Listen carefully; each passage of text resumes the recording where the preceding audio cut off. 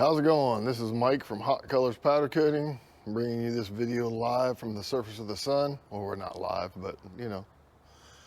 We have an airboat trailer to do today. Customer brought this one blasted. It's pretty much ready to powder coat. It needs a little bit of tune up here and there. Of course, we're not powder coating it with the axle on it. We have the customer transport. It's easier for them to transport it with the axle on it. If you look, these bolts are loose, and we're just going to pull those out and pull the axle off, and then we're going to put it on the cart.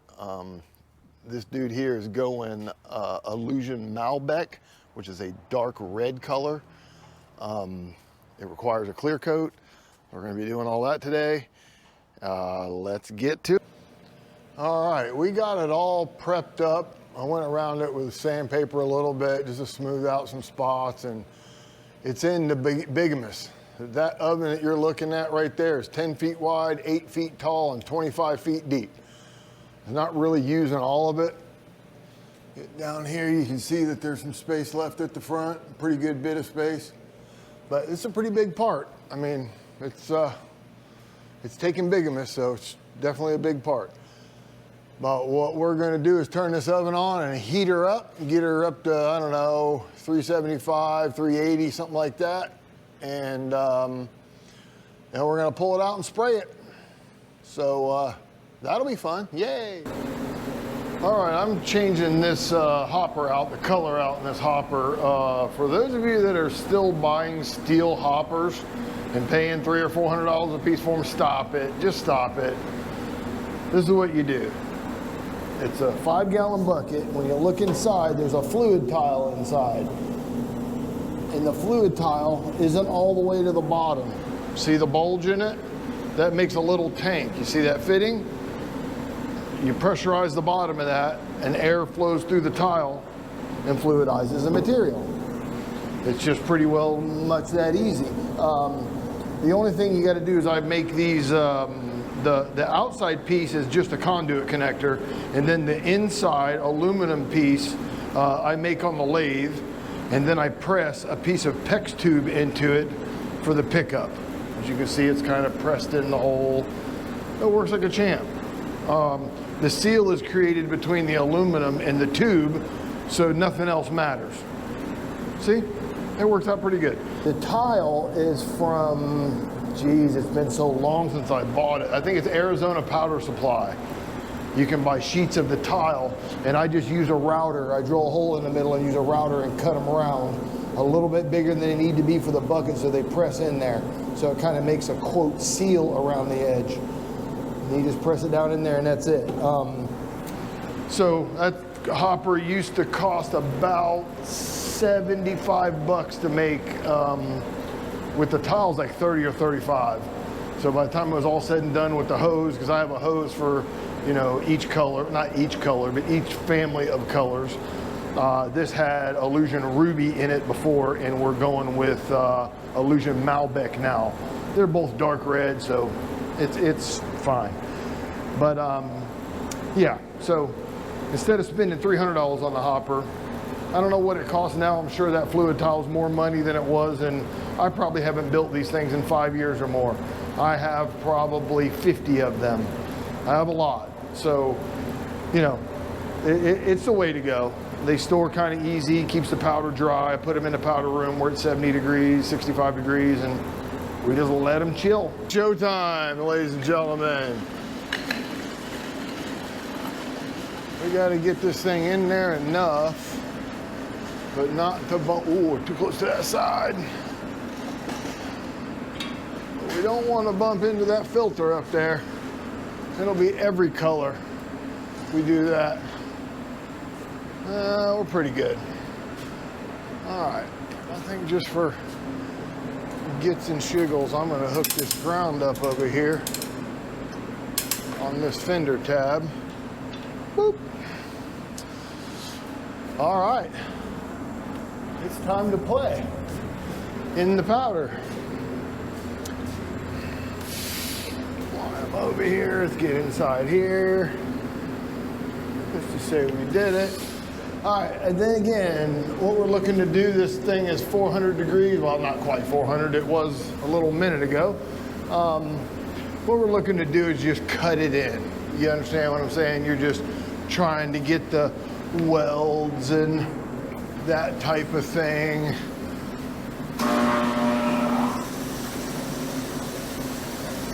I know when you guys see this in a minute, you're gonna say, you're powder coating that trailer purple. I assure you that it's red. It looks purple, but it is red. The color is called Illusion Malbec. It is a very dark red. It's a very nice color, that's for sure. When I first sprayed this, I ordered it, and when it showed up in the bag, I mean, it looks Barney purple in the bag. And I was like, oh, I'm not falling for that. So I sprayed a test sample, and this is a dormant or an illusion. So it has to have clear to do what they call activate it. So this isn't, you know, regardless, it's not gonna be the color that it's gonna be until you put the clear on it. So when I did the sample, I had to do it all the way out. I did the base and the clear so we could see what it looked like, and sure enough, it was red. So if you're ever in doubt, especially on something like this, oh my God, could you imagine trying to have to take all this off of there and redo it? Or, oh, I can't. That would be terrible.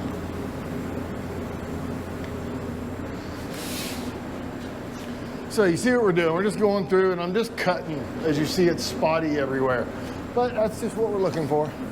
Just trying to get it in the places where you don't think it's gonna go. You know, where what's called a Faraday cage. So you want to make sure you kind of get all those, if you can. Now's the time to do it, because I'm telling you, if you can't get it now, it ain't going in there cold. If it don't want to go in there when it's hot, forget it. It ain't going cold. I mean, that's kind of the moral of the story. Plus, it's always a good practice to heat your parts up, even if you are spraying them cold, which really irritates me because I have to wait for them to cool if I'm spraying them cold. So it just adds more time to it. But at the end of the day, the outgassing shows you a lot of things. Like, let's say you were doing a motorcycle frame, and the guy pressure washed it, took it to the car wash, whatever, pressure washed it, got it all cleaned up, and you didn't realize how oily it was, and you spray it cold, and then you put it in the oven, and the places where the metals are laminated, or, you know, here comes the oil running out. Now what are you gonna do? So if you preheat it, when you pull it out, you'll see the oil have run all over the place, or whatever, wherever it goes. And you can use brake cleaner while it's still hot. I know that sounds crazy, but I do it all the time. While it's still hot, and I spray the oily spots, and it immediately evaporates. And so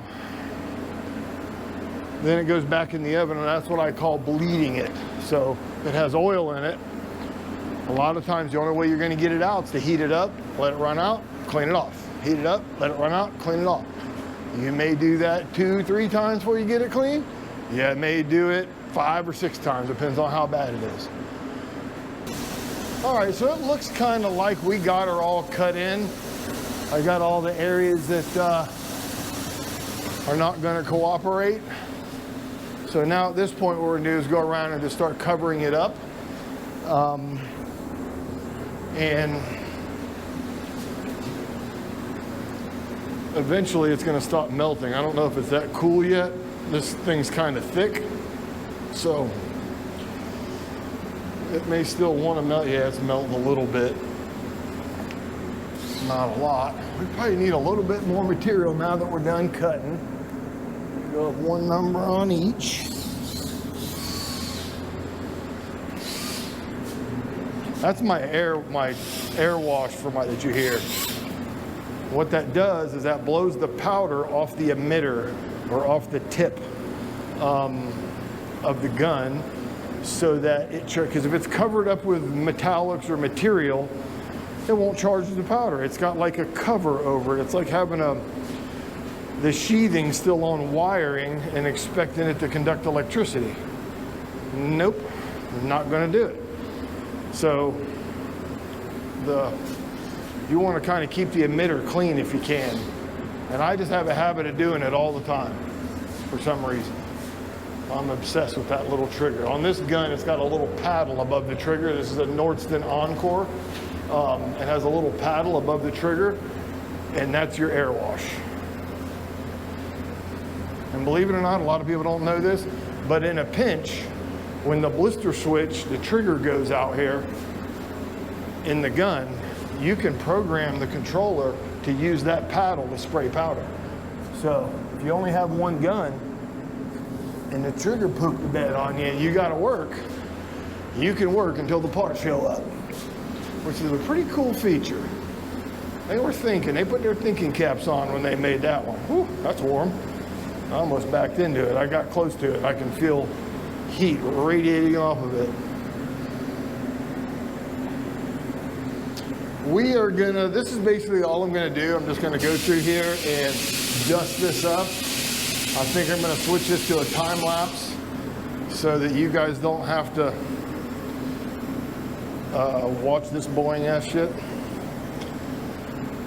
I don't know that you're getting anything from this. So we're gonna go ahead and switch to a time lapse. I'm gonna go ahead and spray this thing out and dust it up.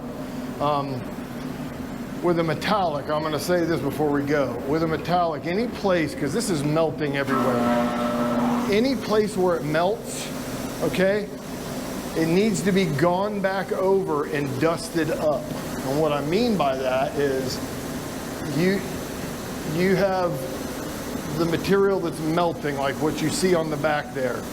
It actually looks glossy, okay? What happens when you spray a metallic hot is the metallics will get mottled, okay? So what you have to do to not mottle the metallics is to spray a coat over the whole surface cold, and it pretty much eliminates that whole problem. So that's one of the things that you want to pay attention to. If you're doing your inspection and you see, you know, it's just where the metallic's not even, that is not going to go away when you bake it. It is not. It will still be mottled, and when you clear it, it will still be mottled. So, and what I mean by mottled is like maybe more metallic grouped in one spot than the other, or the product or the part appears more silver in one area. It will be a lot of times what happens with an illusion color or a dormant. So really at the end of the day, I have the pores of the metal expanded hot right now, and the pores are kind of open if you think about it like that. And I am putting material in there hot while the pores are open, if that makes any sense. It's sort of a way to visualize what I'm trying to achieve. I'm just trying to get a cover over the whole thing so that when it cools down, you know, where the powder's not melting anymore, we can go over the whole thing to even it up so that it's not mottled.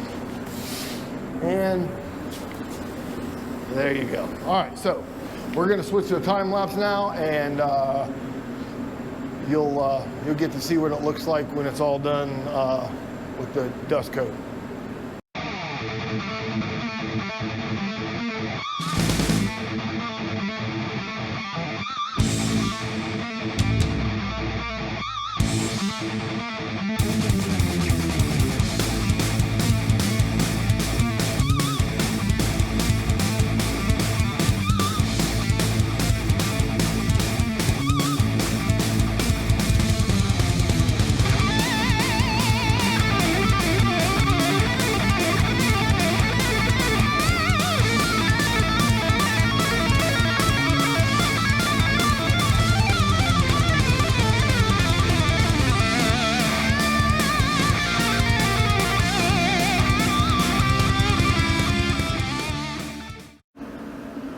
Okay, this is what we got on the base coat. This is what it looks like when it's, just gives you an idea.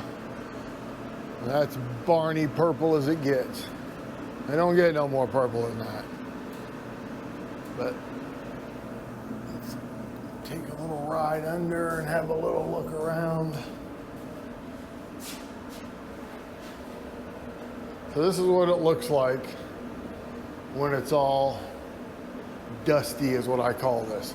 You see how you see no gloss, no shine? It's like dead flat and powdery. It's got a lot of metal flake in it. And it's close to the booth. This booth is 10 feet wide and this part must be 9'6", because it's not as close on this side, but you got to get around it somewhere. But yeah, this pretty much gives you an idea of what it looks like after it's been what I call dusted up. If you ever hear me talk about a dust coat or I'm going to dust it up, this is what I'm doing. I'm covering it where you don't see any metal or glossy, depending on what you're doing. On the first coat, you're covering up the metal in the corners and the Faraday cage areas, and then you are, on the second coat, you're actually covering up the gloss. On this base coat though, we're not going to put 2 coats of base on. But I give you an idea of what it looks like when it's dusty, and then when it comes out of the oven, we will show you what that looks like. All right, just came out of the oven. Just want to give you an idea of what it looks like before the clear. It's got a lot of metallic, little bit of sheen, not a lot.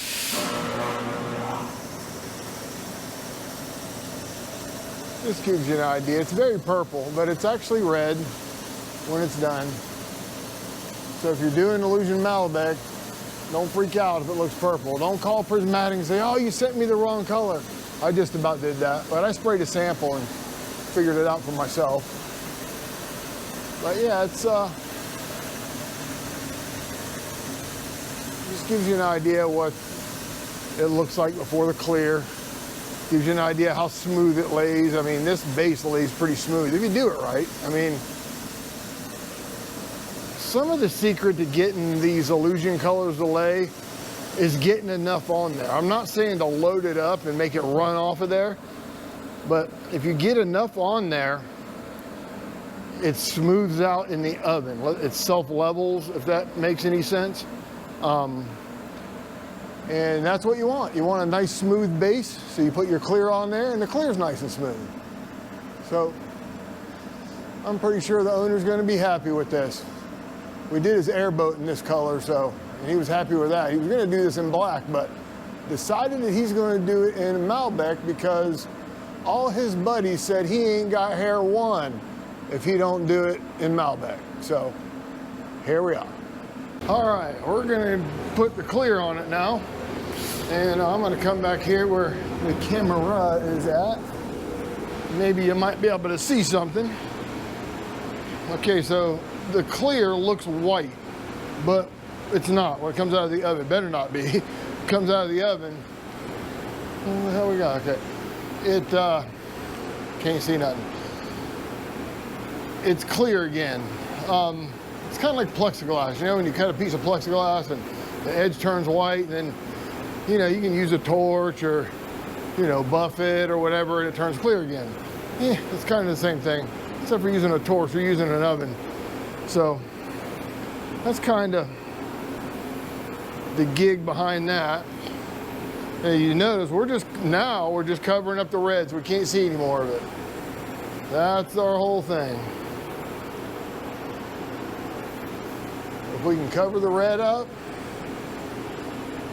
it'll be beautiful. So what's going to happen here is the base coat, which is the first coat I shot, the Illusion Malbec, is going to bleed or dye into the clear when the clear heats up, you know, when we put it in the oven to bake. So right now, this is clear. But when you put it on top of an Illusion color or a dormant color and bake it, it allows the pigment out of the base to flow into the clear, and that's how you get the color. And it has a candy look because you are dyeing the clear, which is kind of what a candy color is. Not exactly, because candy colors are urethanes. I like this whole thing much better with the Illusions, because you can put a super tough clear on the top and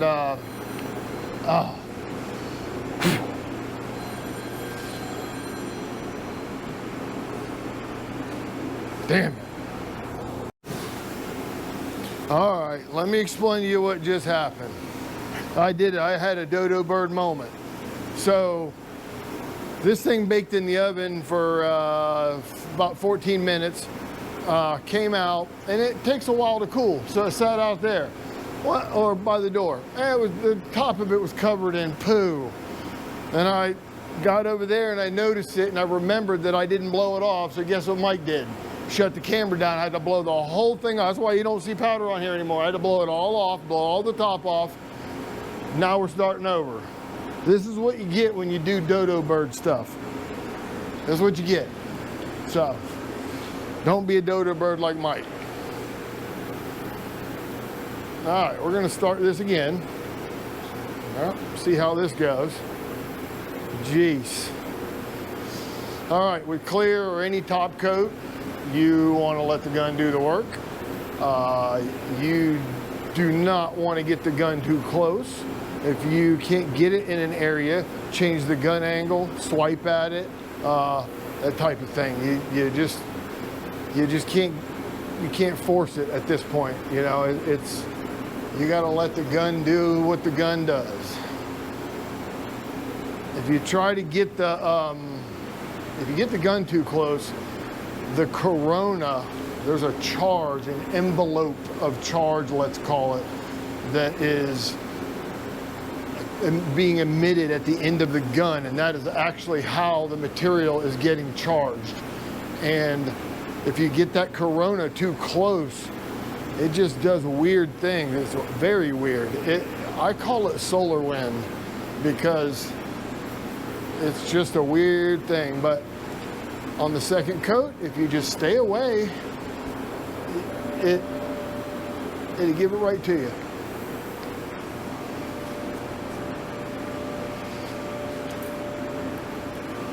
You got to keep about, I don't know, 8, maybe the closest you can get. You really want to be 10 to 12 inches away, sort of.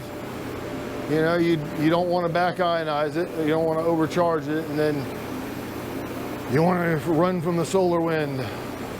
It'll get you. I don't know what that is. That is interesting.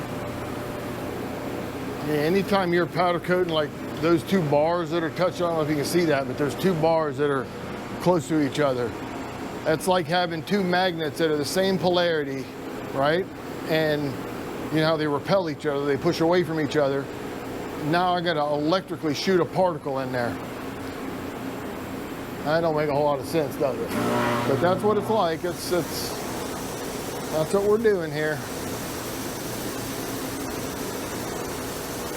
Okay. It seems like it's pretty happy. A lot of times if you blow something off and you got any overcharging or anything, it'll be not nice to you. But this is fine. All right, I gotta get a light, a battery for my light. It died. So if you're looking for like a headlamp or something, I like the Milwaukee one. It uses a rechargeable battery. I just had one over there on the charger. The light went off. I went over there and grabbed it, switched it out. There we go. We're back in business.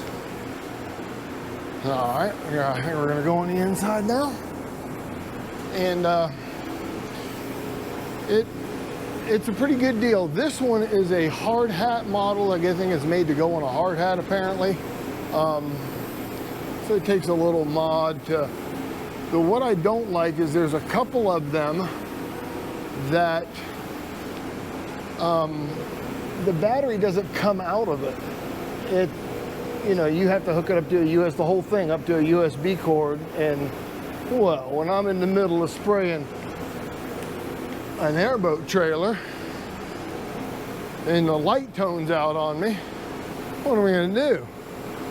I guess you could have more than one and put another one on the charger, but they have this like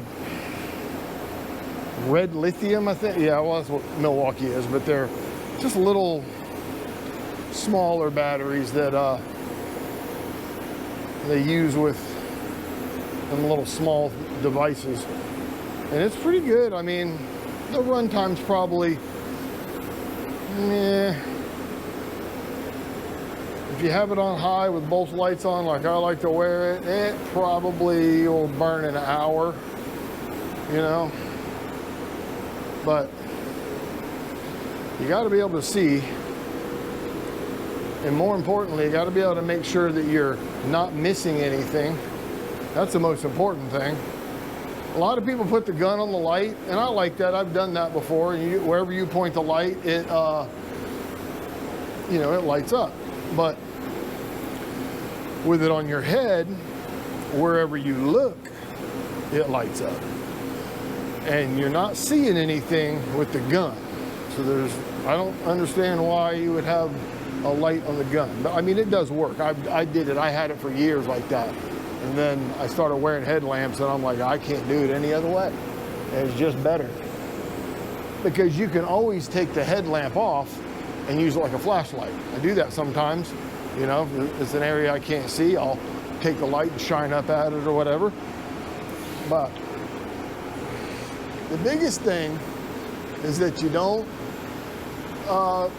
make a bunch of holidays. You can see what you're doing, and you can be assured that it's covered. That is, at the end of the day, if it wasn't a sure thing, I'd be out. I'm just telling you, it's way too hard to redo and start over. Yeah, on this side. All right, so you guys pretty much saw what I'm doing. Again, I think I'm gonna go to a time lapse. You guys let me know what you think. You want me to just ramble on and play it in regular speed, or do you just want to see a time lapse? I mean, once you watch 5 minutes of it, you watched it all. I mean, for the most part, it's all the same thing. I'm not going to do any different on the front than I'm doing back here. It's another thing. If you have to stop and do something, okay, do what I call box it out. Get yourself to a stopping point where you know, hey, I got this far. And what I'm calling this far is I got the back, the inside, and the underside of here, and I'm up to that cross member.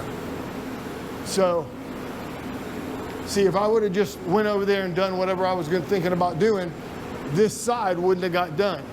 Would I have come back to it and noticed it? Hopefully. But let's not even get in the habit of doing that. Let's do what I call box it out, or come to a stopping point. You know, all the time, you know, a customer will walk up and, you know, what am I gonna do? Make him wait 30 minutes while I finish this? I can't do that. Well, I could, but, you know, I'm not. And so I'm gonna get this other motor mount since I got that side, or loose spring mount. And I'm gonna switch it to a time lapse so that you guys aren't so damn bored. Just make it even, make it even. All right, we're to a stopping point. Let's time lapse.